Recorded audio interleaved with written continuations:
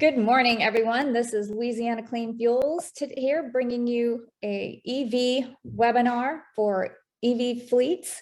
And these are our sponsors. So we have a presenting sponsor here today, Drive Electric Utah. It's a program of Utah Clean Cities. And your host is Louisiana Clean Fuels. That is me, and our program, Drive Electric Louisiana. We had a lot of Clean Cities coalitions and Drive Electric programs helping us out today. They're all here on the screen, so we have them from all over the country and part of our program, and you'll learn a little bit more about that grant program later on in the webinar. So this is a little bit about our sponsor here today. We have Utah Clean Cities. They're really excited about the Ford F-150, and their executive director, Tammy Bostick, just says it's the best-selling vehicle in the country already, and this is the truck we've been waiting for. They have some really great programs at Utah. We encourage you to check them out. They're the corridor programs, workplace charging. They do a lot of work with the parks, and it's just really exciting to see the work that Tammy and her crew are doing over there. And they are part of our group here with the Drive Electric USA grant. And there are 14 original states who have won along with our state. And we're going to be doing a lot of these webinars and outreach events and getting out into the community, working with utilities and dealers to advance electric vehicles and help drive adoption in our areas.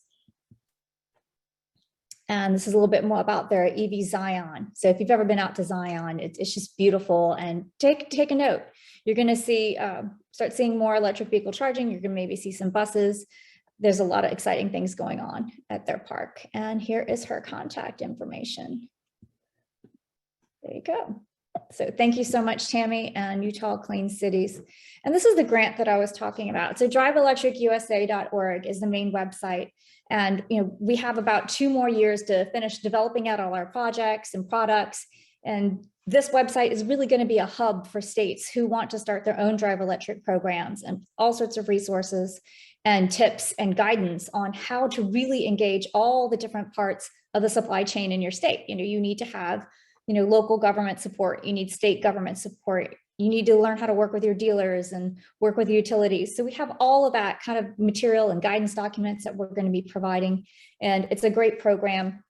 So you might be seeing a Drive Electric EV Showcase Day near you if you're in one of these states over the next 2 years. So we're very excited to be part of this program.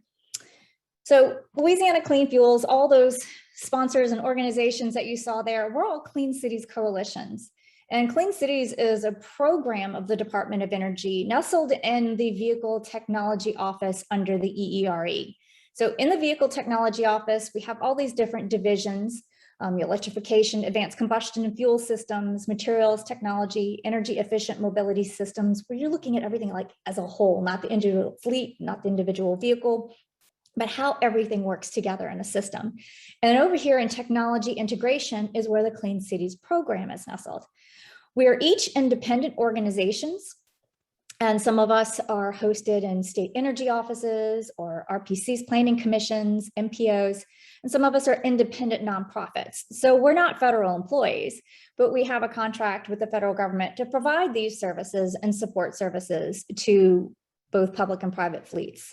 This is where we are. We're all over the country, and there's almost 100 of us. And if you're in a state where there is no Clean Cities Coalition, you really don't have to worry. You could just call one nearby you, and you'll find that any Clean Cities coordinator out there is going to be really happy to help you and connect you with the people that you need to be connected with and help you with your projects and get them off the ground.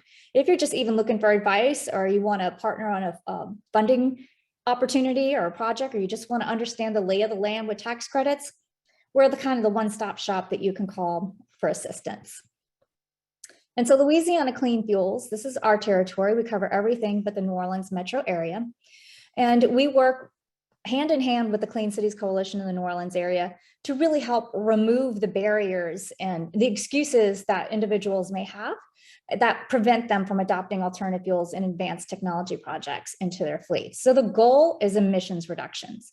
So while this webinar is being brought to you today by our Drive Electric Louisiana program, we are fuel agnostic. We want what's best not only for the environment, but what's best for your fleet.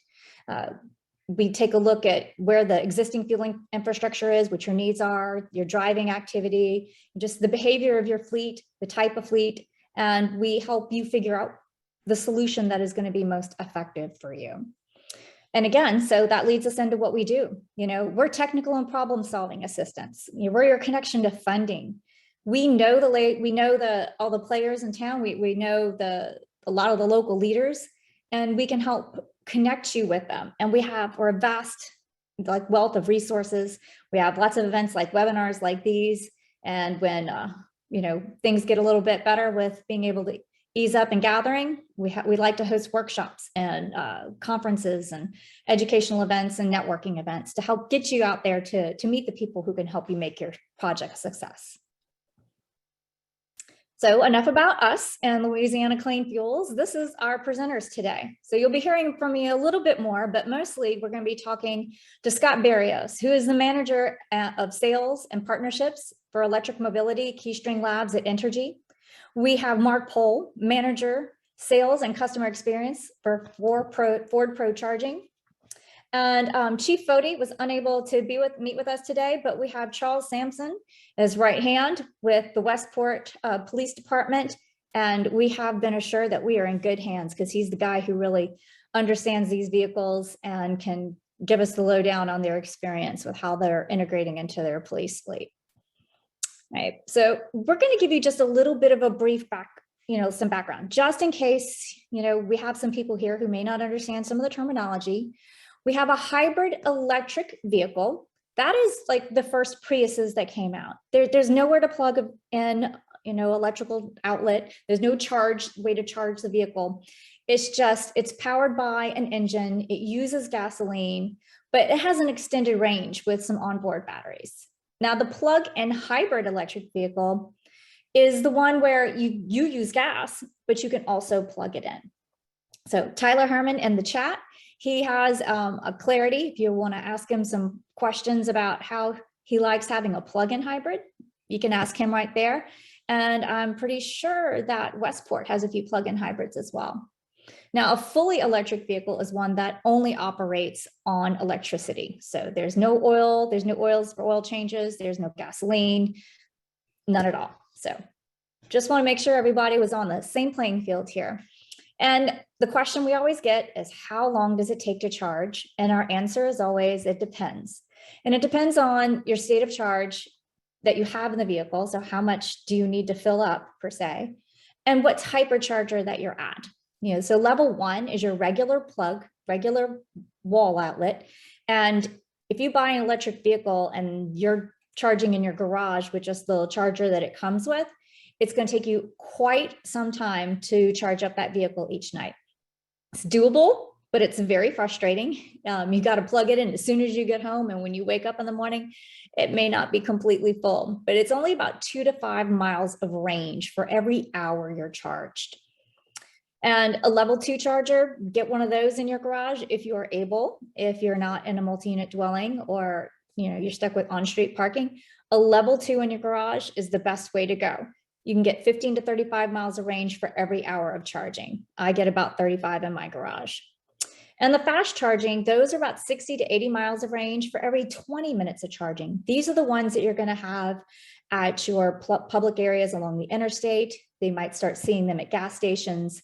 And, a lot of times they'll be at maybe a hotel or a restaurant that is near the interstate shopping centers. So when you're traveling across the country, you have a way to stop off, charge up, go in, grab something to eat and come back, and you're back on the road. And eventually we are going to have see more things like some of the wireless charging. That is going to be really exciting to see, but we haven't seen any of those in Louisiana yet, but I'm certainly excited about those coming in the future. So that is your background on electric vehicle charging.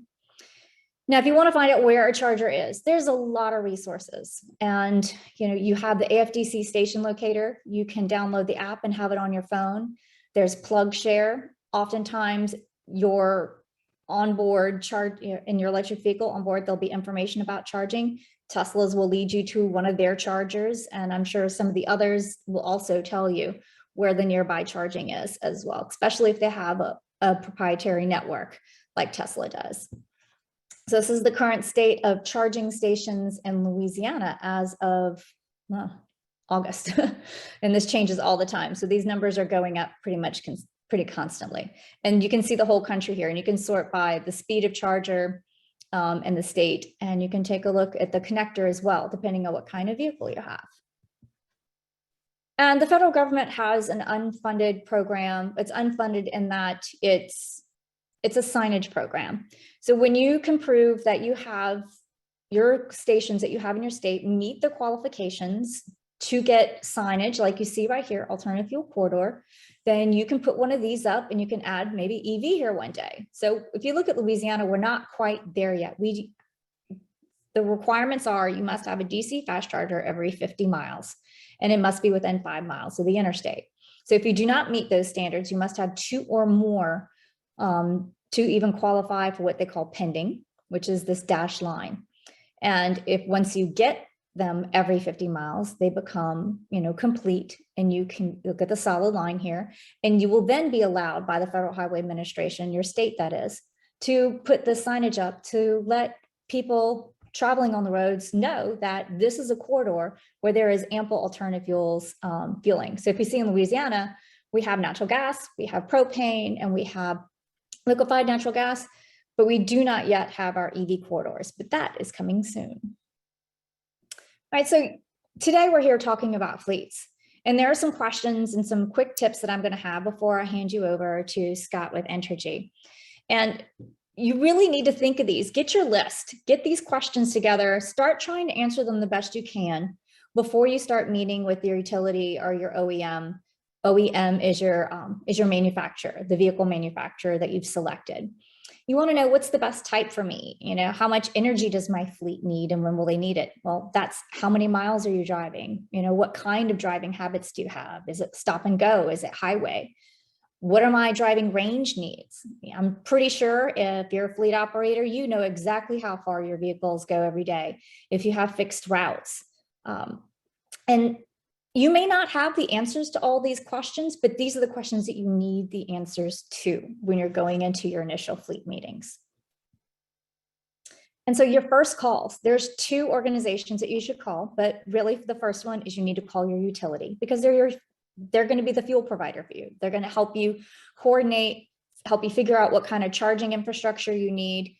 And a lot of times they can give you some support and with analysis and really helping you dig in and figure out just how much power you're going to need at your facility. And sometimes they will have additional incentives, like SWEPCO and Entergy currently have incentives for installation of charging. And your other charge, of course, is your local Clean Cities Coalition, because we can, if you don't know who your utility representative is, we can help connect you. We can help you look at all the different vehicle types as well. And so in the state of Louisiana, we do have Entergy and SWEPCO. They have incentives. Entergy has more than just the $250 for installing level 2 chargers.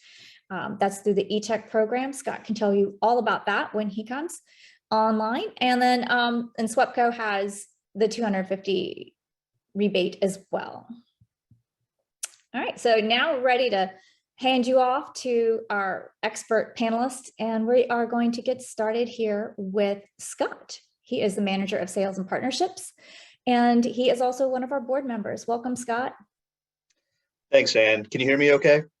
I can hear you. Well, like I said, I want to thank everyone for attending today. My name is Scott Barrios. I am the manager of partnerships and sales for electric mobility programs at Entergy. Like Ann said, I'm also fortunate to be on the board of Louisiana Clean Fuels, and I'm very passionate about bringing zero emission vehicles to help our equitable access to charging, to clean air in the communities that we serve at Entergy and throughout the state of Louisiana. I also want to thank our sponsors for help putting this amazing lineup that we have today as well. I'm excited to be in part of this impressive panel and share tips for working with your electric utility to help you electrify your fleet. Today, I'll be sharing what Entergy is doing regarding electric mobility, but more importantly, how we're all moving forward together. Next slide, please, Ann. So if you're not familiar with Entergy, to start us off, we are an investor-owned energy company, and through our utility function, we generate, transmit, and distribute and sell electric power in our four-state territory, Louisiana, Arkansas, Mississippi, and Texas. We have approximately 3 million customers in that four-state territory. Next slide, please, Anne. So we view electrification as a win-win-win. It's a win for our customers, it's a win for the utility, and it's a win for the environment. We know our customers are interested in ways to reduce costs and reduce their carbon footprint. So we are committed to leading them on this transportation electrification journey. As a leader in the space, we are looking towards electric mobility to reduce our own costs and reduce our own environmental impacts of our own fleet of thousands of on and off-road vehicles. Now, our focus at Entergy is increasing adoption of electric vehicles and providing charging options that optimize the use of the grid while providing equitable access for this service. We are fully obligating to provide electricity to our customers, and we're finding ways that are beneficial to all of our customers. Our energy operating companies see opportunity in customer solutions to accelerate the development of EV infrastructure in our service territory. We currently have a few programs in the electric vehicle space. Anne did mention our ETech program, our electric technology program, which is our rebate program. A number of our energy operating companies offer rebates to customers for beneficial electrification projects, such as $250 for installing a level 2 or 240 volt charger at your business, at your house for fleet use. We also have customized incentives for fast chargers. And through the program, we also offer rebates for other electrical equipment, such as truck refrigeration, forklifts, pallet jacks, and even golf carts. Through the program, we're assisting customers in ways through our expert consultation with our field reps to look at industrial electrification processes, agricultural electrification processes as well too, and really looking at ways we can find benefits for and find solutions for our customers to electrify. So also in Entergy New Orleans, we are investing $500,000 for public level 2 infrastructure around the city. This is approved by the City Council as part of our 2018 rate case there. The stations will be located on city-owned property, such as New Orleans Recreational Department facilities, and we're going to ensure equitable access across the city. Entergy New Orleans and the City of New Orleans completed a public outreach to receive comments on these potential locations around the city.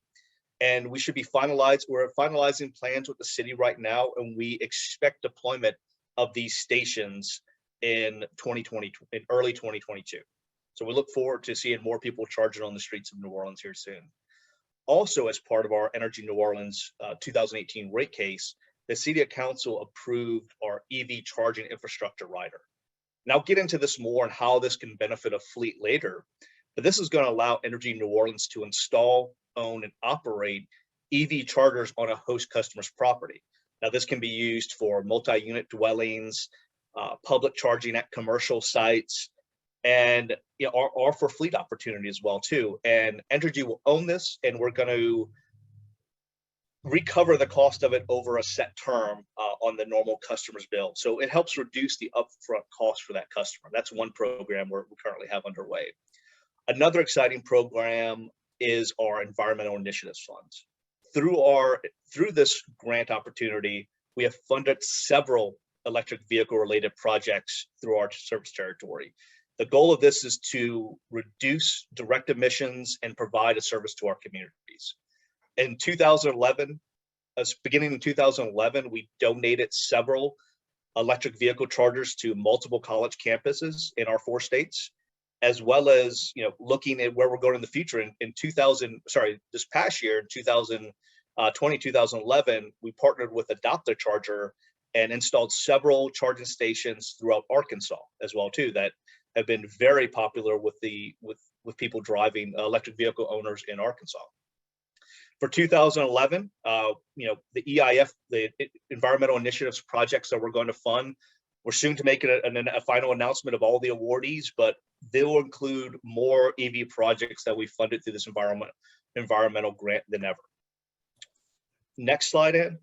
The last bullet on there is our commitment to the Electric Highway Coalition. So beginning early 2021, this year, we were a founding member of the Electric Highway Coalition. The partner utilities are enabling long distance electric travel for our customers by addressing gaps along major transportation corridors in our respective areas. While each partner utility individually will decide, how to install charging stations, the coalition provides all the partnering companies to be efficient with their resources and paying resources by leveraging existing fast charging infrastructure and discussing where stations are going to be necessary to complete these corridors, such as Ann spoke about earlier. We're seeking to improve that customer experience while traveling long distances, all the way from Texas along the Gulf Coast, up the East Coast, all the way up to Maine now. We've more than doubled in size since our inception, and we're constantly looking for new members and looking at how we can create a national effort around this as well too. We're working on numerous stakeholders in this, such as a great partnership with Louisiana Clean Fuels, and looking at leveraging other funds are available, as in Louisiana, the Volkswagen Mitigation Fund, and working with the Louisiana Department of Environmental Quality and Louisiana Clean Fuels in this initiative. Just last month, as one of the levers that we're using to meet our commitment here, Entergy Mississippi filed a tariff with the Mississippi Public Service Commission to offer fast charging in support of this effort. We're in the process of identifying sites along major corridors in Mississippi, and we want to make sure this is going to have equitable access as drivers are traveling through Mississippi, which is traditionally a underserved area with public charging infrastructure. Next slide, Ann. So one topic that frequently comes up when we're comparing electricity as a fuel versus what you're using right now, gasoline or dieseling, is the generation profile. So Entergy is a leader in clean power generation. More than half of the energy that our energy operating companies supply to meet utility demand is coming from efficient natural gas, with also clean nuclear playing a large portion of that as well too. We're also taking aggressive action to combat climate change and its impacts. Since 2001, we have operated under voluntary commitments to stabilize and reduce our carbon emissions as part of our actions to be environmentally responsible. Our energy operating companies have the capacity of over 3,000 megawatts over renewable generation projects in service or are currently in development. Some of those are right here in Louisiana. Next slide, Ed. But more importantly, how do you work with the utility? I want to make this as general as possible. It's jokingly often said, you met one utility, you have met one utility. Every utility is slightly different in the way they operate. If you're interested in electrifying, it is something that even if it's years away, I highly recommend contacting your utility very early and often in your process. And there are many different types of utilities. You have investor-owned utilities, such as Entergy. And also in Louisiana, we have SWEPCO, which is part of AEP. You have municipal utilities, such as Lafayette Utility Services. And you have cooperative utilities as well, too, co-ops, such as in Louisiana, we have SLEMCO, we have DEMCO, and a few others that are member-owned utilities.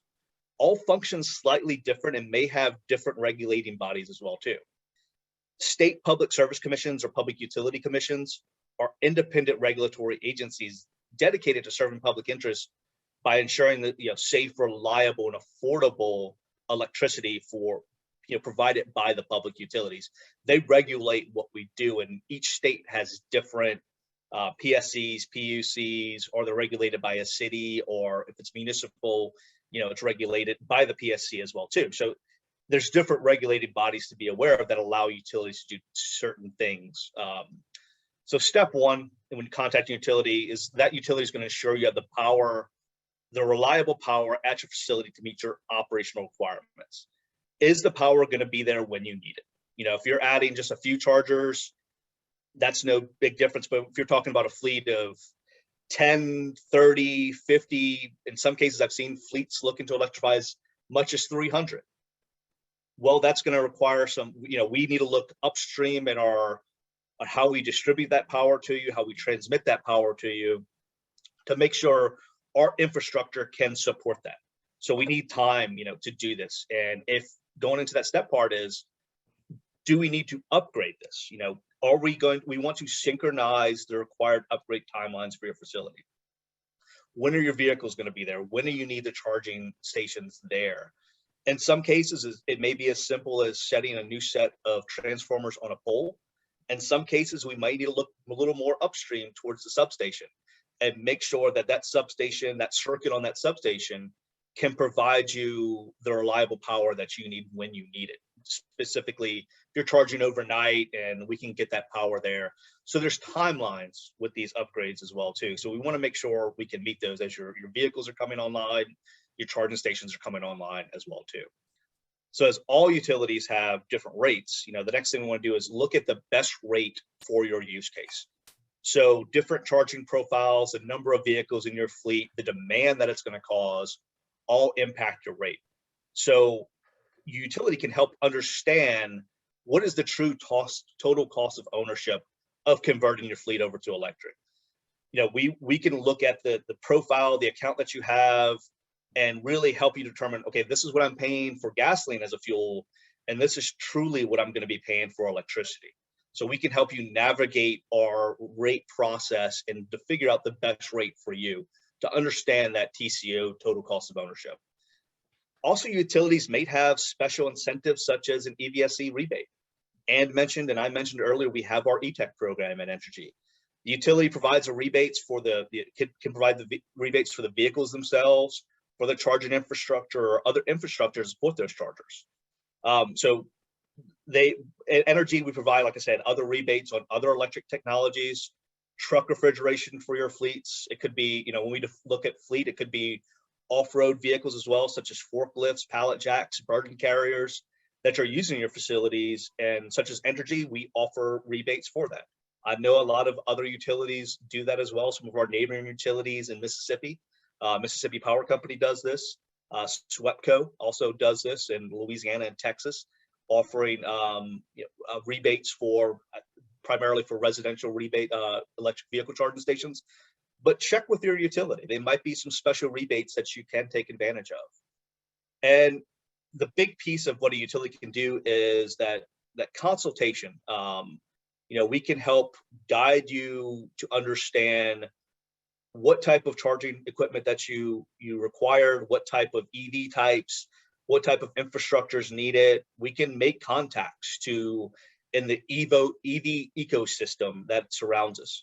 We can connect you to Clean Cities Coalitions, other utilities. I know I have some partners from some of my neighboring utilities. I saw my friends from SWEPCO and CLECO are on this call as well too. We can make connections. Part of what Entergy is doing, we're converting our own fleet to electric. So we understand what it's taking to learn this. We work with our own fleet services group, share ideas back and forth, kind of understand the growing pains of electrifying our fleet. And we want to turn around and share that advice with our customers as well too. And finally, some utilities have a turnkey installation process. At Entergy, we do offer this in some of our jurisdictions, and we're beginning pilots in others. And we are looking for customers who are interested in going on this journey with us. In this case, utility could own, design, install the electrical and civil infrastructure on both sides of the meter for the EV charging. And this may include the charger itself in some cases. We can help and can install either a networked or smart charger or dumb or non-network charger, whatever that specific use case would mean. And this may remove one of the burdens of the upfront capital cost that is associated with that charging infrastructure. Like I said, Entergy is offering this. In example, in Entergy New Orleans, through what I mentioned earlier with our EVCI rider, and we're looking at pilot programs in some of our other operating companies as well too.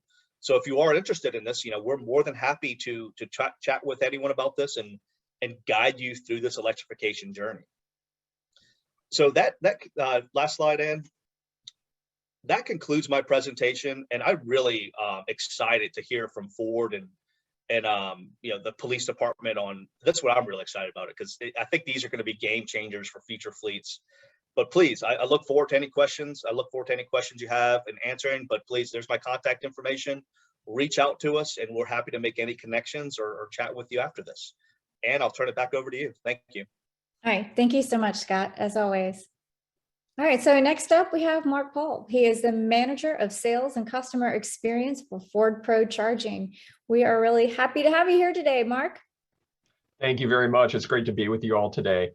So my name is Mark Paul, as Ann mentioned. I'm with our Ford Pro Charging team, which is a new business within Ford Pro, which is our commercial and government focused unit of Ford Motor Company that's helping customers with fleet charging needs at their facilities, at drivers' homes, and with public charging as well. I'm really excited to be with you today to talk about our upcoming commercial and government focused EVs that we've developed specifically with fleets in mind. So I'm going to take you through E-Transit and the F-150 Lightning, which we're launching this year for E-Transit and in spring of 2022 for the F-150 Lightning. And we'll talk a bit about charging and some of the supporting EV ecosystem services as well. So we really looked at the needs of fleet customers and developed the vehicles to take advantage of what is unique about electrification to set up new capabilities, cost-saving opportunities, more productivity, and allow fleets to meet their sustainability goals. So we've developed these vehicles with capabilities that bring in new function, and we'll talk about that, for example, on the F-150 Lightning, with the front trunk taking advantage of that space in the engine compartment underneath the hood, building in new functionality that provides productivity to the vehicle. We also take advantage of this large portable battery that the vehicle represents and allow fleets to use that power to perform work with fully capable AC power outlets, even available with 240 volt options on the F-150 Lightning. So really looking at productivity. Of course, total cost of ownership is a huge consideration, and uptime as well. And there are significant savings available for both maintenance and operating costs for fuel on both the E-Transit and the F-150 Lightning. Next slide, please. So I mentioned E-Transit. We're launching that product late this year, and that will be the first commercial-focused electric cargo van from a full-line automaker. So we're taking the transit program, which has been a leader for a long time in the industry, and adding another option to the wide range of Ford Transit options that are available today with an electric powertrain. But the vehicle keeps the familiarity that fleets know that operate transits today. So the interior cargo dimensions are preserved. That allows upfits, just like what fleets use in their gas vehicles, to be applied in the electric version as well. Then the F-150 Lightning is building on the all-new F-150 that we introduced last year, on top of the variety of powertrains we have with gas, diesel, and the top fuel economy performer in the industry with the full hybrid version we introduced last year called the F-150 Power Boost to bring in an all-electric version. And we'll dig into the details of that product and our fleet-specific offer. But first, let's get started with E-Transit. If you could go to the next slide, please. And so we'll talk about the range of this vehicle. We sized the battery, balancing fleet needs and cost in terms of having the right battery for the job. And we'll look at cost of ownership as well with fuel and maintenance savings. We built in new capabilities like Pro Power on board, bringing up to 2.4 kilowatts of power into the cargo box on the vehicle. And then we'll talk about some of the key specs as well. We have a lot of configurations on transit, as I mentioned, and we carried that over into the E-Transit as well. So we have low, medium, and high roof cargo van options, just like on the gas version. And we even have cutaway and chassis cab versions on E-Transit. So fleets can really use this product in a lot of different ways, just like they use their gas vehicle, their gas transit vans today. Next slide, please. So the range goes up to a targeted EPA estimated range of 126 miles. That's for the low roof cargo van that gets the has the best aerodynamics and lowest weight of the cargo van options. It's also available, as I mentioned, in medium and high roof options. And that range would be 108 miles targeted range on the high roof option. The payload drops in somewhere between a Transit 150 and a Transit 250 if you're familiar with our current product lineup. The frame of the vehicle is on a Transit 350. So we're using the bulkiest frame to support the vehicle and the extra weight of the battery. And the payload is still really capable, coming in above what a Transit 150 offers and close to what a Transit 250 provides. So up to 3,800 pounds of payload on a cargo van. And when we test these vehicles for range, this is true on both the E-Transit and the F-150 Lightning. We do it with 50% payload, so it provides a more realistic estimate of how fleets are using these products, what can they expect in those real-world conditions. And we're going to be sharing some more details soon about E-Transit in terms of what fleets can expect at different temperatures as well, since temperature has a huge impact on range, and what it looks like with full payload. So for purposes of the EPA estimated range, 126 miles, with the low roof cargo van would be about 1,900 pounds of payload already considered in that range number. We looked at how customers are using the transits in their fleet today when developing this product, and specifically more than 30 million miles of telematics data to see how customers operate these vehicles on a day-to-day basis. We found that the average transit drives about 75 miles a day. So with a targeted range of 126 miles for the low roof, that van works for many use cases for customers. We like to be upfront that it isn't for every customer and for every use case. It's important to have the right vehicle for the job. And we think the E-Transit provides the right balance of range versus affordability in terms of the battery size, and provides an electric option for many use cases within fleet operations today, and a lot of flexibility on the product as well. Next slide, please. So from an operating perspective, we estimate for E-Transit and F-150 Lightning both 40% savings on scheduled maintenance. So no oil changes to worry about on E-Transit and Lightning, no spark plugs, no engine air filters. And when you look at the savings on labor, parts, and the fluids associated with oil changes, that adds up significantly on the scheduled maintenance. And over an 8-year, 100,000-mile period with Ford standard maintenance schedules on the gas transit and the E-Transit, works out to about 40% savings. And from a fueling perspective, there's significant savings available for fleets as well. It depends on the location where you're operating and how gas and electricity prices kind of compare to the national averages. But in general, there are significant savings, and it can be about half overall on average the operating cost for driving on electric compared to gas. Next slide, please. So I mentioned some of the new productivity that the E-Transit enables, and a lot of these are benefits of electric vehicles in general. So the maintenance savings, reduced powertrain noise, that can expand operating hours for delivery or service and maintenance use cases, where having a quieter van is helpful for fleets to be less disruptive in residential settings, for example. The vehicle can be used indoors, being zero emissions, so it can be loaded up indoors, even deliver power indoors from the ProPower onboard feature, which really enables new capability. Instead of having to run power from a generator outdoors, bring a generator along, there's large power sources available that can run saws and equipment or recharge batteries and portable tools on the way to the next job site. There's significant time savings as well from starting every day with a full charge and eliminating that week by week, even day by day, in many cases, need to visit a gas station and take that time to refuel, which adds up significantly over time. Next slide, please. So E-Transit starts at targeted MSRP of $43,000. Our order banks are open and we're seeing strong interest from customers. So if you're thinking about E-Transit and interested in being one of the earlier fleets in adopting this product, we encourage you to reach out to your fleet management or dealer partners as soon as possible and take a look at the product offerings and consider ordering these for your fleets.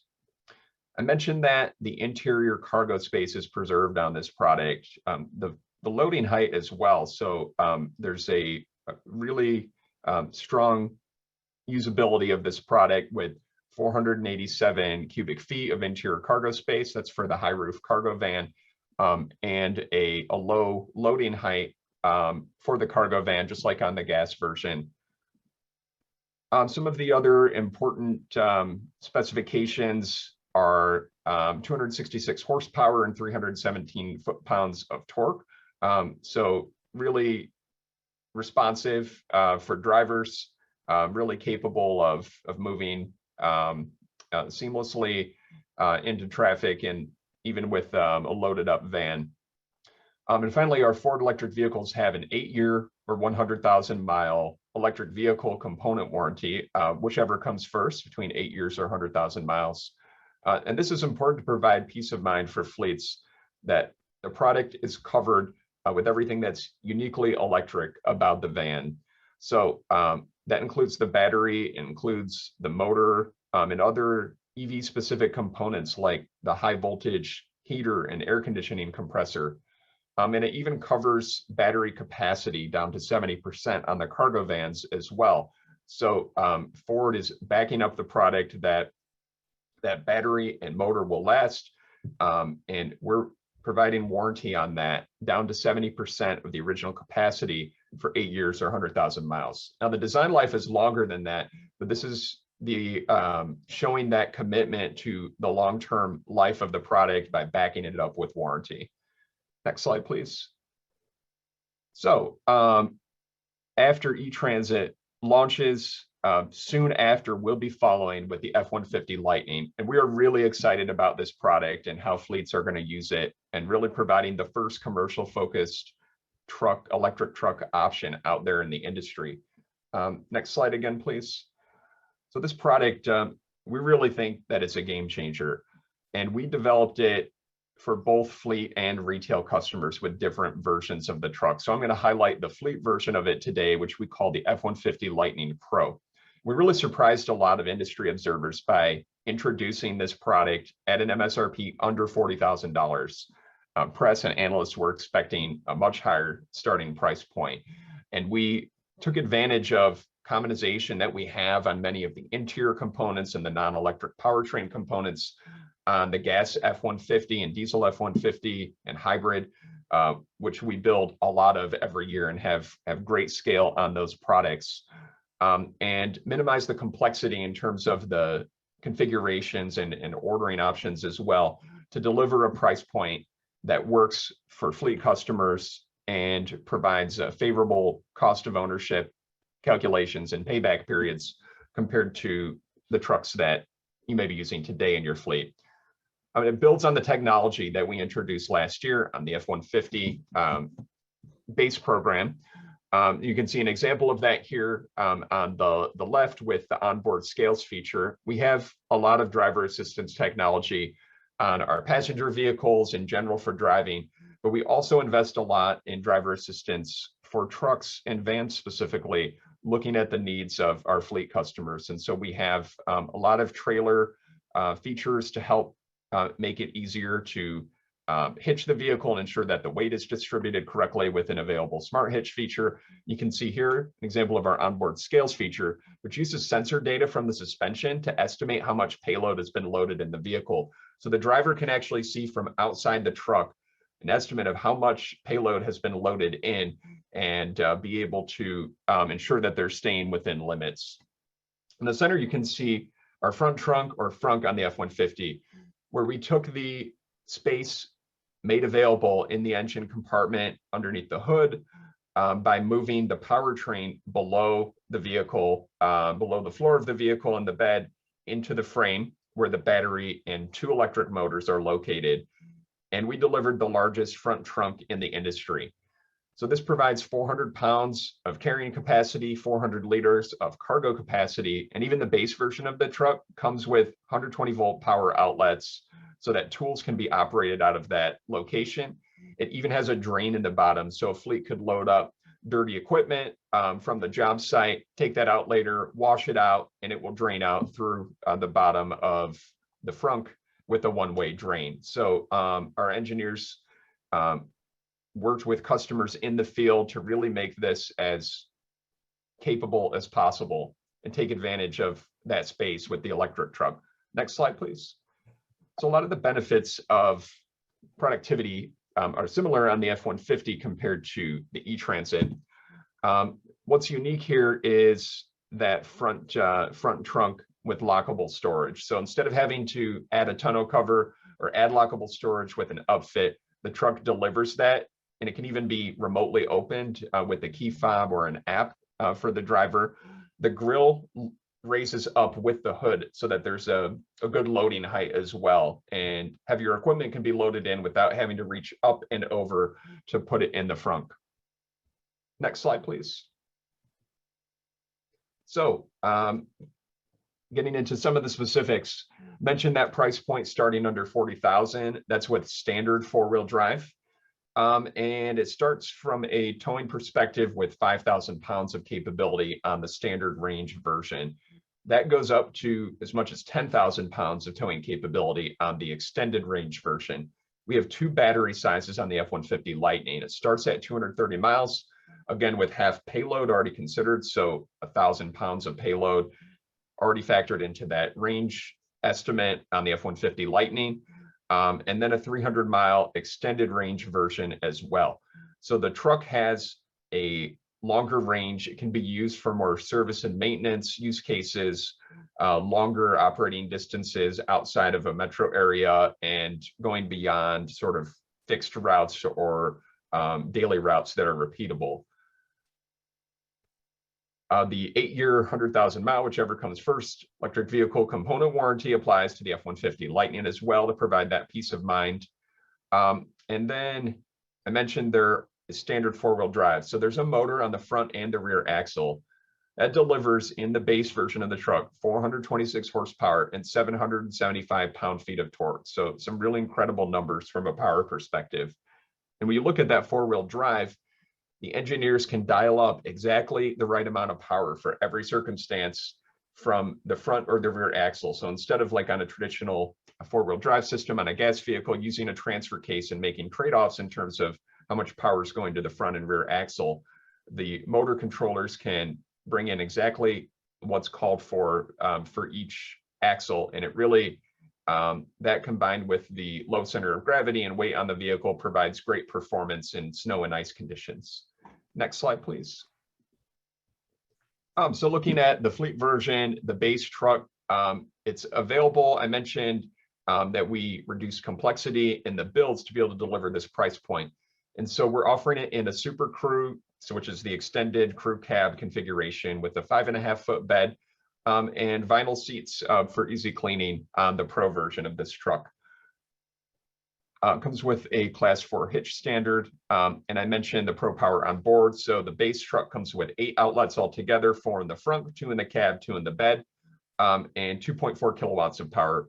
That's upgradable to 9.6 kilowatts of power and adding a 240 volt outlet in the bed with a generator style plug that can be used for even heavier duty equipment, really replace the need for bringing even a large generator on the job site. This large battery, lots of power capability.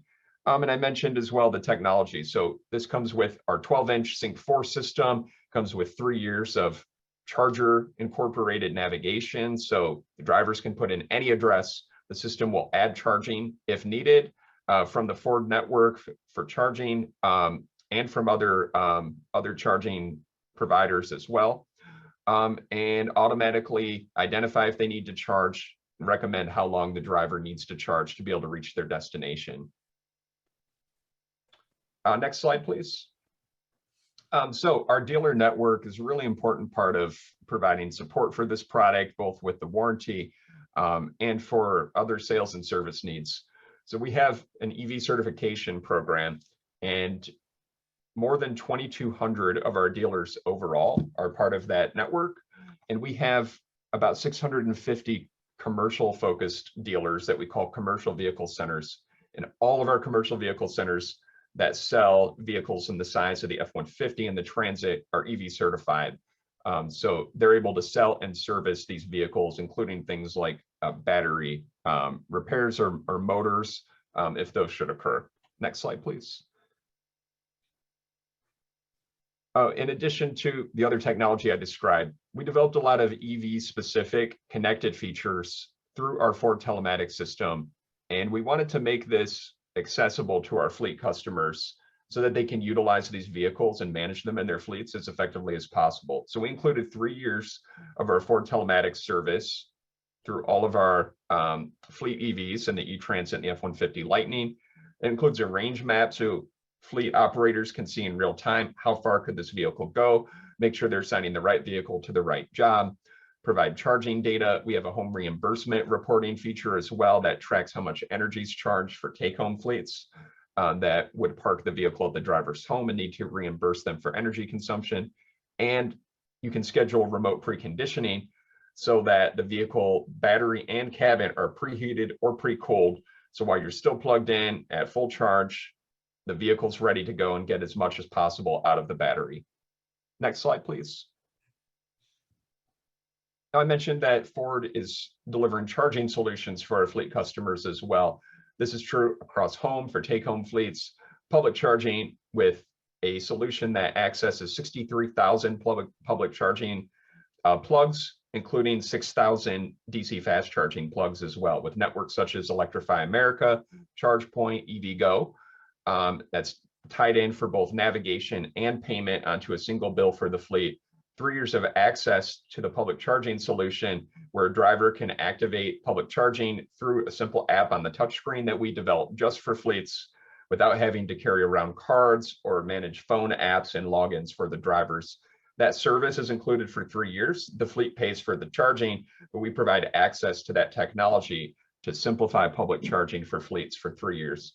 And then finally, we are supporting depot installations at customer sites as well, and standing up those services in the start of 2022.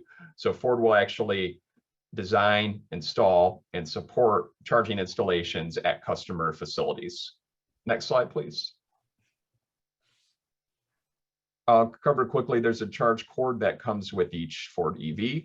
It can plug into a standard outlet really for emergencies because it takes days to charge the vehicle with the amount of power available through a standard outlet. But it also comes with a 240 volt plug, which can charge the E-Transit, for example, in 11 hours from 0 to full. For a vehicle like the F-150 that has a larger battery, may be necessary depending on the amount of distance per day to have a dedicated charge station. We offer a 48 amp charger today that can charge the E-Transit in 8 hours. And for F-150, we have an 80 amp charger coming, which is the maximum power that the industry standard supports for AC charging from the grid. And that can charge the F-150, even the extended range 300-mile version, from 15 to 100% in 8 hours as well. Next slide, please. And I mentioned our public charging solution. So a single bill, access to most of the major networks across North America, including key ultra-fast charging networks like Electrify America. Next slide, please.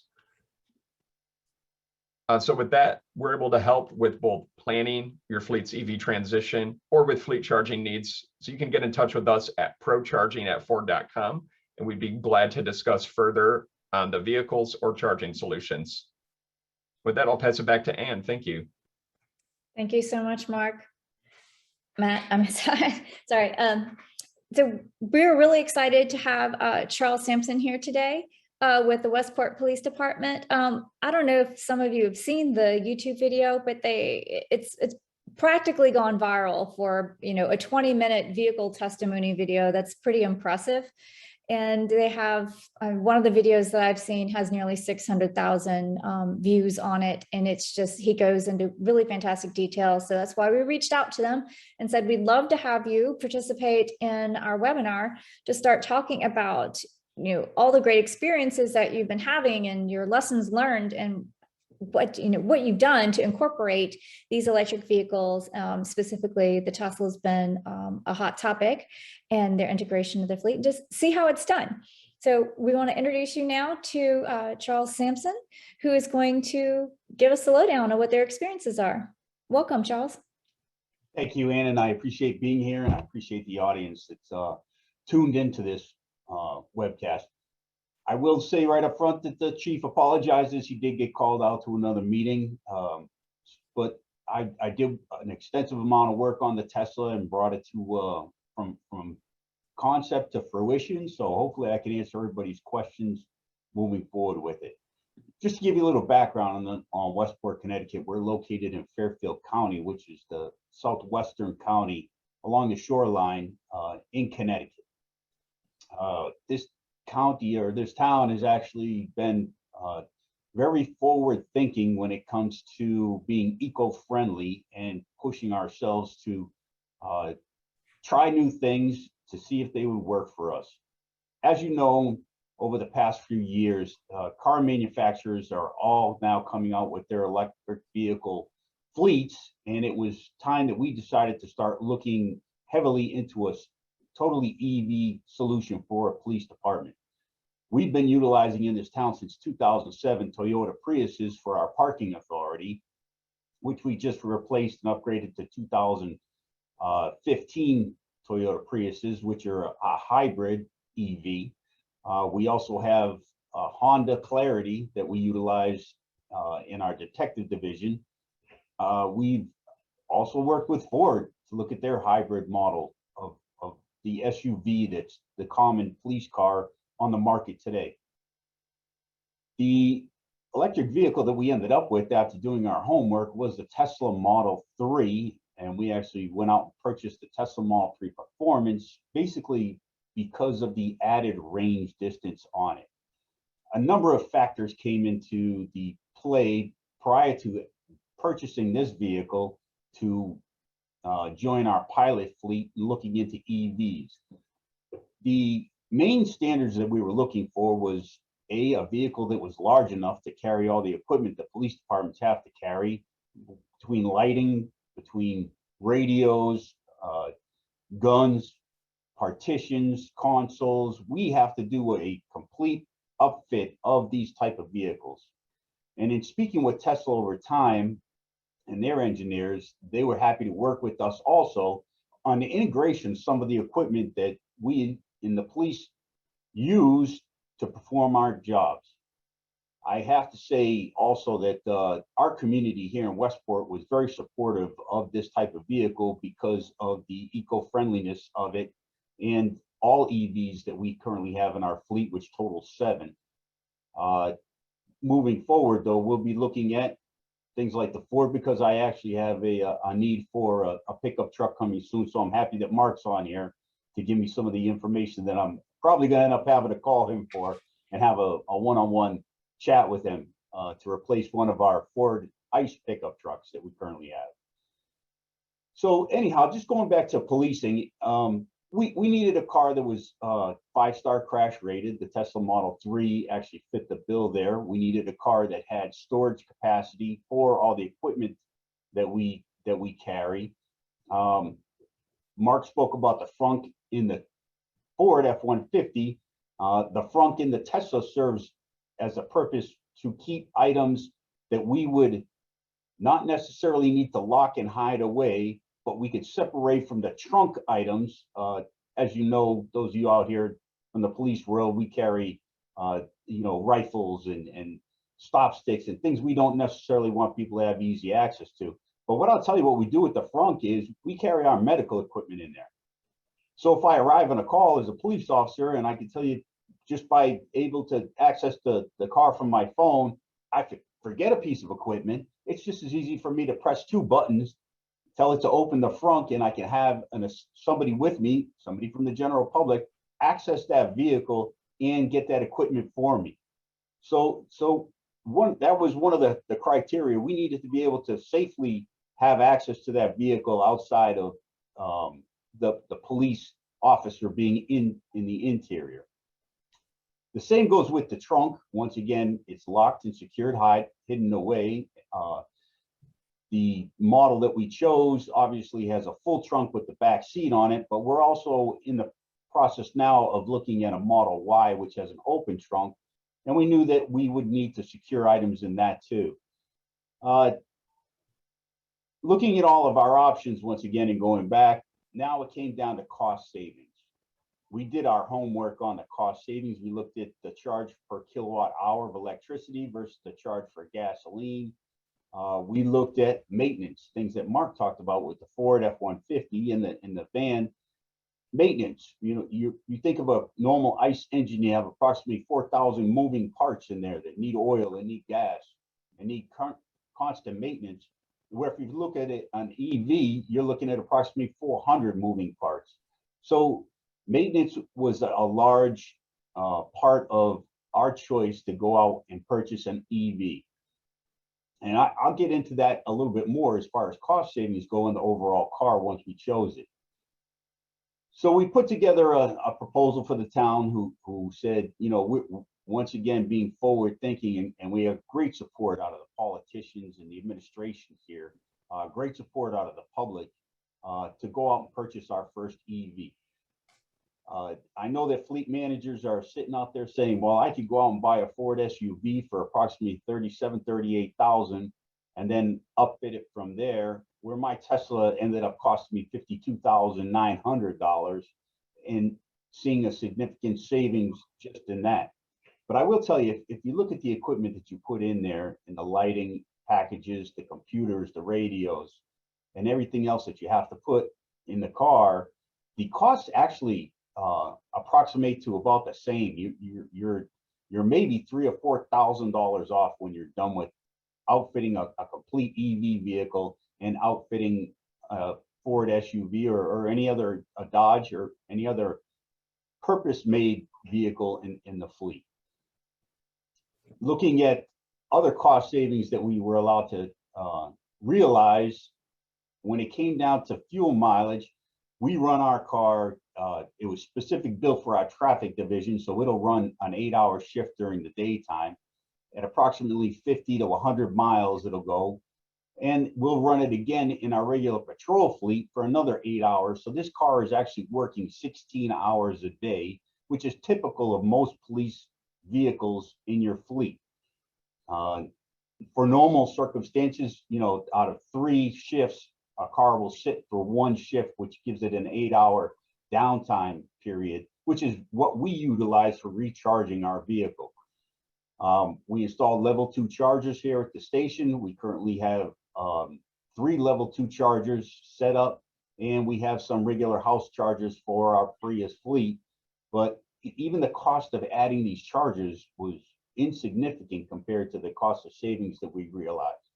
The overall savings, I will say, we promised the town approximately $3,500 worth of savings in the first year when it came to overall maintenance and the cost of fuel to operate this vehicle. I could tell you after 23,000 miles in year 1, the cost savings compared to our fuel costs was over $4,000. That's just in fuel costs alone to operate this vehicle. 16 hours a day, 7 days a week, approximately 365 days a year. Now, when you figure in the maintenance cost of this vehicle, because there are no moving parts, there's no oil change, we found another significant savings of approximately $2,500 a year in maintenance savings. Because of the way that this vehicle was set up, brakes, obviously braking is better with an EV, so you're not going through brake pads as much. It has better tire wear that we found through the services. Oil changes, 0. Obviously, in a normal car, you're probably doing 4 oil changes a year to it. You're replacing your tires at a minimum of once a year. just because of the way that it's used. Normal ICE vehicles are used. So our overall savings in year one, we found with this pilot program car was $6,500 between maintenance and fueling. Our cars last approximately 4 years here, or every 80,000 miles, we change them over to a new vehicle. And because of the cost of outfitting being the same as the cost of outfitting a Ford, we could take a lot of that equipment and move it from one vehicle to the next vehicle that we purchase, because the majority of the items are the same. So although year one outfitting of a brand new vehicle is costly, after year 4, year 5, or year 6, where you would tend to upfit the next new unit, you have the parts, and your cost will significantly drop, except for the labor that you need to put into changing them over, as long as the model of the car doesn't change, obviously. But we found through also a third-party study that through 5 years of ownership of this vehicle, we'll be capable of utilizing not only the equipment, the majority of the equipment that we place into it, but we'll be able to actually offset and pay for the next EV that we want to put into the fleet. So changing our fleet out to EVs, if you do the math in the long run, would only make sense. And like I said, currently today, we are looking at our second total EV to go along with the hybrids that we have in our fleet. And that one will actually be outfitted totally with the cage and everything, the computer and everything that's needed. I will say that in policing, we use a lot of third-party vendors. And I have some of the third-party vendors that all of us use together. Motorola, we have a large LPR company. They're all excited about getting into this. Ford was one of the leaders when they put together the police SUV that they sell today, with allowing your upfitters to go in, utilize their cable trays, their cabling that they put into their vehicles, and they specifically designed them to work with the police equipment the way that it has to be integrated. Our third-party vendors that I am speaking with now are just as excited to get in and start utilizing the actual computer in the vehicle to take away some of the equipment. As you can see in the slide here, I have a radio microphone, which we have in all of our police vehicles. I have next to it the lighting controls, but we have vendors that are willing and want to sit down with Tesla to incorporate into the computer that resides on the dashboard, so that those pieces of equipment can be removed and you can control it directly from the EV screen that controls the vehicle. And I got to say, being a technology geek that I am, in the years that I've been doing technology for police departments, this is very exciting for me. And I'm hoping that as these EV vehicles are produced and become more fleet friendly for police departments, that this is something that we sit down and we investigate with the manufacturers to make it that much more easier to actually upfit these vehicles for police use. And with that, I want to say once again that EV vehicles, I believe, are the future. It is the trend, and we are getting into the policing end of it early. And the amount of assistance that I've received from Tesla and their engineers has been far beyond what I would have imagined, 2-3 years ago when these vehicles first started coming out. And I look forward to seeing the future of an EV fleet for each public safety agency. And I thank you, Ann, once again for allowing me to sit here and talk about our vehicle. No problem, Charles. It's very interesting. And, all of y'all done a great job today. Scott, Mark, and Charles, so happy to have you all here. We have a few more resources for you here about the police department. And so you got the YouTube video that I encourage you, if you are a municipal fleet here and you want to get your police departments to start looking at electric vehicles, I highly recommend that. And we got some great articles that has some total cost of ownership and stuff information. And then we have some more links about other ones. And we're about to, yes, we are time for Q&A now. So all your questions, make sure you get them all teed up in the Q&A session. And we're going to do our best. We have about 14 minutes. We can go a little bit over if needed, but we have a bunch of questions teed up for you all. Okay, so the first one here, it says, what are the energy usage kilowatt hour for climate control using HVAC, heating and air conditioning for a delivery van, and how much the mileage drop? That question is something we hear all the time, especially even for just regular electric vehicles. So maybe Mark, you could take that one first, and then Charles, you can talk about what it's like just running the AC and stuff on the Tesla, and if it runs the battery down.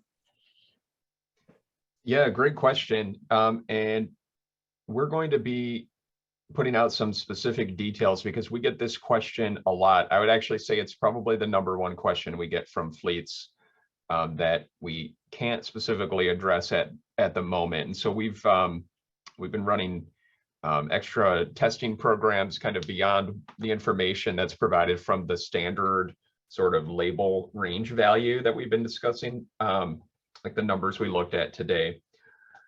Those range tests are typically conducted at standard room temperature, so it doesn't look at extreme hot or extreme cold or even moderate hot and cold impacts. So we're going to be sharing details on what to expect, what kind of range impact the van would show in different conditions like that, where it's running at automatic HVAC setting for driver comfort, but also impacted on the battery side by the colder temperatures. So I'll say that the HVAC system is really capable. It runs off the high voltage battery directly, so it can quickly heat up or keep up with the cooling demands for the cabin and the battery, and it does have an impact on range. But the vehicle is still very usable even when utilizing HVAC. So we'll share the specifics soon in terms of how range is impacted on e-Transit. We do also have what we call our departure times feature, and I mentioned that can be managed through the telematics solution. It can also be scheduled in the vehicle, and what that does is the fleet would set the time when they expect to use the vehicle. So for example, if it's needed at 7 a.m. every day, the fleet would set 7 a.m. The vehicle will look at the temperature and it will start heating the battery far in advance of that if needed to get it up to a warmer temperature, because a warm battery operates more efficiently. You can get more energy out of a warm battery than a cold battery. It will also heat or cool the cabin in advance of that time, so it's comfortable for the driver, still at a full charge. So it's using that power from the plug so that you can get as much range as possible for the day, even in the colder conditions. So we strongly recommend for fleets that are operating in colder conditions that they take advantage of that capability, because it heats up not only the cabin, but also the battery as well to get the most out of it every day. So to the original question, more to come soon from Ford on this. So Charles, what do you find when y'all are out on patrol? You're sitting in the vehicle and you've got the climate control on, but you're just sitting in park. Do you see a significant change in the battery? And once again, great question. And the short answer is yes. As you know, police officers, we live in our cars. We're out there for 8 hours a day. We're in the Northeast, so we not only see hot, humid days of 100+ degrees temperature, we also see very cold days, and we need to stay comfortable, because for the most part you're in your vehicle for that 8-hour shift. Although I haven't collected any specific data on the battery life usage, I can't tell you that our pilot Tesla has been out on the road for over a year. It's actually going to be 2 years. We're just shy of 2 years in the patrol fleet, running 16 hours a day, whether we're driving, and also, that the way that you drive has an effect on the battery life, also your charge capacity. So we have seen a loss, but it's not significant enough that car cannot go anywhere from 100 to 150 miles on a normal 90% charge, which is what we charge it to. But like I said, I didn't collect any specific data on exactly how much our computer systems and our radios and our lights are actually draining, along with the heat and the AC. Yeah, as an EV owner myself, I would say, just sitting in carpool lines or such with my ICE vehicle, with my gasoline vehicle, you're burning through a lot more gas when you're sitting and idling and running your air conditioner than when you put your electric vehicle in park and you have on your air conditioning. You're not using as much power in the electric vehicle as you would in a gasoline or diesel vehicle. So it is at least more efficient. And electric vehicles in general are much more efficient at taking the energy and converting it to power for the vehicle. So they're much more efficient. So I really hope that answers your question. So we have one for Scott, where talking about when you're wanting to help determine the appropriate rate, when regulators are supposed to help determine rates for a utility, what does that mean? Is there some sort of flexibility there, or is it different for different regulators and different utilities? Great question. And it's a very complicated answer, and the answer is yes and no. Rates are set, a utility will make a rate case and the regulators will approve that rate for what it would cost for electricity. Now there's different variables there. Usually the kilowatt hours, the energy use and the demand, the kilowatts are set and approved by the set by the utilities and approved by the regulators. And, fuel costs may vary. Now, where it gets a little more complicated, let's take Entergy, for example. Entergy is 5 operating companies: Entergy New Orleans, Louisiana, Texas, Mississippi, and Arkansas. And even in Louisiana, Entergy Louisiana, we have 2 separate rate classes with the legacy Gulf States utility and Entergy Louisiana. And within those rate classes, we have separate rates, so like a small general service rate, a general service rate. So what I mean by determining the best rate for you, and that's the data, the data integrity that a fleet would provide. When we look at what would be all the combined demand of those charging stations and what will be the projected energy use. So that's where it could tip from a small general service rate to a general service rate. And the best we can, and we'll determine that, it's predetermined, but we need the correct inputs to put into our bill calculators to help determine that when we sign an electrical service agreement with that customer. Now, we don't, and a lot of this is estimation. What is going to be your energy use month to month? What is going to be your kilowatts? And we put that, and we're always going to choose the rate that is most advantageous to the customer. And then, over a set period of time, maybe a year, we'll do a bill look back and make sure you are on the best rate possible. If it's going to be a small general service where there may not be demand charges, that's the rate we'll put you in on. If it shows that you're going to be paying net less per kilowatt hour on a general service rate, but you will incur demand charges, but your bills will be cheaper, well, that's the rate we'll select with you. So it's very variable, and we want to make sure we have the best data to determine that best rate. Hopefully that answers it. Thank you, Scott.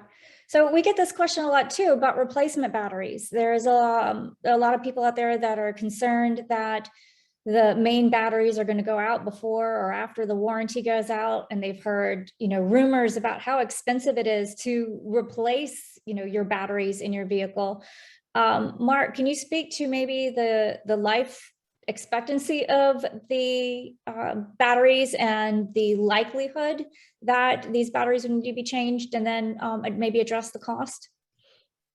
Yeah, those are good questions. So the warranty is really important for electric vehicles, and giving that peace of mind beyond typical bumper to bumper warranty or powertrain warranty on a gas or diesel vehicle. So we cover the battery, the motors, air conditioning, compressor, heater, and other EV specific components for 8 years or 100,000 miles. So 8 years or 100,000 miles. And the battery capacity is important as well. So ensuring that vehicle is still usable and has a usable range even later in its life. We cover that at least 70% of the original battery capacity as measured by Ford will be available on the vehicle during that warranty period. So if there's an issue either with one of those components, battery or motor, or capacity is dropped below 70%, Ford dealer can service or replace the battery covered by Ford under warranty. After that warranty period, so of course we design the vehicle for a longer life than the warranty period. And if there is an issue with the vehicle outside of the warranty period, that can be serviced by a Ford dealer as well. The battery is a very expensive component on the vehicle. We haven't announced the pricing on E-Transit or F-150 Lightning for service yet, since those vehicles haven't launched. But looking at the Mustang Mach-E, the MSRP of the battery pack and system is more than $20,000 for replacement. So it is a significant investment compared to the cost of the vehicle itself, the overall vehicle price. So that's why that warranty is so important in providing peace of mind during that 8-year, 100,000-mile period. And then, there's a lot of electric vehicles out there on the road today that have been, operating for a long period of time. Ford has a lot of electrified vehicles out there as well, with our plug-in hybrids and with the Focus Electric previously, and a lot of hybrids as well, where we have vehicles like our Escape Hybrid that were used for taxis in New York City, running hundreds of thousands of miles still on their original battery. So the product is designed for longer than that warranty period, but the company backs up that capability on the product directly for that time period. Thank you, Mark. So Charles, have you ever had to change the battery, one of the main batteries, not the 12 volt, on any of your vehicles yet? Actually, I haven't changed either. Obviously, the Tesla comes with a 12 volt battery that I have a number of my components tied to for the radio and the lights. But nothing for the Tesla battery. We go by the Tesla standards. We only charge it to 90%. But I can tell you that it's actually not been a problem, and I'm looking forward to they're giving me approximately 6 to 8 year life on it. And as long as the body of this car is in good shape, I don't think that replacing it will be a costly endeavor, and the car will continue to run in our patrol. Yeah, thank you so much. That's where driver training is very important. You want to make sure that when you're plugging it in, not only are you, like you said, setting it to maybe 80–90%, not charging it all the way unless you're going on a road trip, and proper driving techniques, you can really extend the life of your battery. We all know from these things, our cell phones, if we charge them improperly, or we don't follow the rules, we're going to charge our batteries are going to lose charge, and we're going to end up having to go with our heads hanging down and get a new one. But if you treat your cars right, those batteries should last a really long time. All right, so we don't have time for maybe 2 more questions. We have a question here. It says, do you or someone else work with fleet owners to assist with any on-site upgrades needed for charging infrastructure? So that is something we could all pretty much answer to. So Scott, do you want to give that one a start? Sure. Yeah, that's definitely a question for the whole group. Heard some exciting stuff from Ford on this as well, too. So yes, Entergy does have programs. I mentioned the Entergy New Orleans electric vehicle charging infrastructure rider that we currently have approved, and looking to expand upon that in our other jurisdictions with pilot programs. But yes, we're more than happy to help with customers. A lot of utilities are doing this as well for whether it's a make-ready infrastructure improvement, or the chargers themselves, whether building it, turnkey solutions, or offering rebates, or just advising and consulting on what charging solution is going to work best for you. And then your Clean Cities Coalition, just whichever one is closest to you, you can call us and we can assist you with the project. We can help you figure out if there's any other incentives, or if there's any grant funding out there to help. Mark, you want to add to that? Yes. So in the early 2022 timeframe, Ford will be offering full service, we call depot charging, support for both hardware on the slower AC type chargers for an overnight charge or DC fast chargers as well, ranging from hardware to software to manage it, and installation services and working with utilities. So I put in the Q&A our contact information. We would be glad to discuss fleet specific needs. Awesome. There are 2 E-Transit questions. Does the E-Transit have a frunk, and will the E-Transit battery be capable of supporting rooftop air conditioning system loads?